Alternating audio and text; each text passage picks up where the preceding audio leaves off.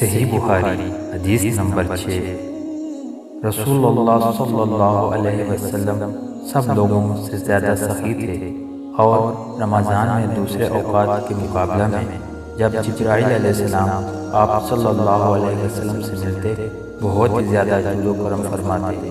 جبرائیل علیہ السلام رمضان کی ہر رات میں آپ صلی اللہ علیہ وسلم سے ملاقات کرتے اور آپ صلی اللہ علیہ وسلم کے ساتھ قرآن کا دورہ کرتے۔ غرض نبی کریم صلی اللہ علیہ وسلم لوگوں کو بھلائی پہنچانے میں بارش لانے والی ہوا سے بھی زیادہ جود و کرم فرمایا کرتے تھے۔